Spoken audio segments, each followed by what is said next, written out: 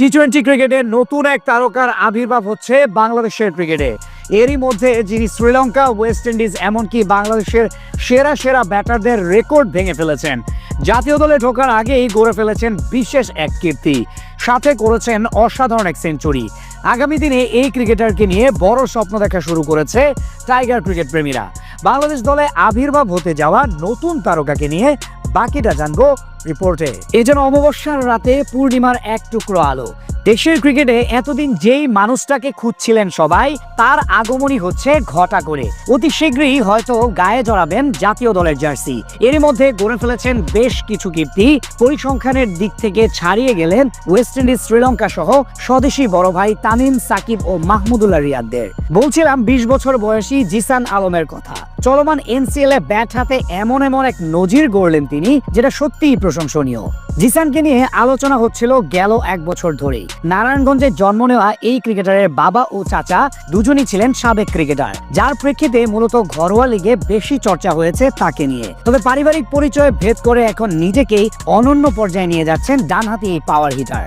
জাতীয় দলে সুযোগ পাওয়ার আগে তার মতো এত পরিমাণ আলোচনা দেশের ক্রিকেটে নিশ্চিতভাবে আর কোনো খেলোয়াড়কে নিয়ে অতীতে হতে দেখা যায়নি। বয়সভিত্তিক পর্যায়ে দারুণ পারফর্ম করে আলো ছড়ানো এই ক্রিকেটার এবার বড়দের খেলায়ও প্রমাণ করেছেন শতভাগ। চলমান জাতীয় লিগের টি-20 সংস্করণে ব্যাট হাতে নিজের সামর্থ্য দেখিয়েছেন 20 বছর বয়সী এই ব্যাটার। এমনকি ছক্কার রেকর্ডও গড়ে ফেলেছেন তিনি।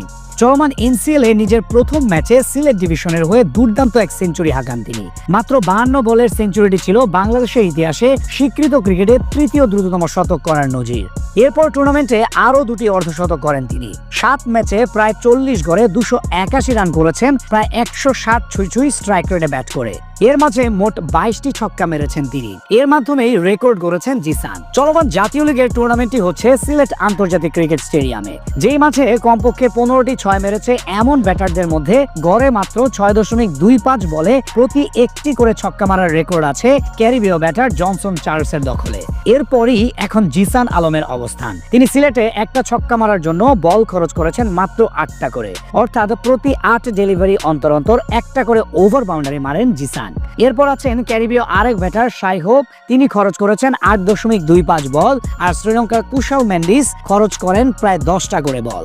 তালিকায় জিসানের পর বাংলাদেশিদের মধ্যে আছেন এনামুল হক বিজয়, তিনি সময় নিয়েছেন 18টা করে ডেলিভারি। তার চেয়ে গড় হিসেবে 0.6 বল বেশি সময় নেন সাকিব আল হাসান, আর তামিম খরচ করেন 22.58 বল। বড় শট খেলার দিক থেকে দেশের অনেক ব্যাটারের তুলনায় বেশি পরিপক্ক জিসান। মাত্র 20 বছর বয়সে তার একের পর এক কীর্তি নিশ্চিতভাবে আগামী দিনের জন্য বড় সম্ভাবনা তৈরি করছে।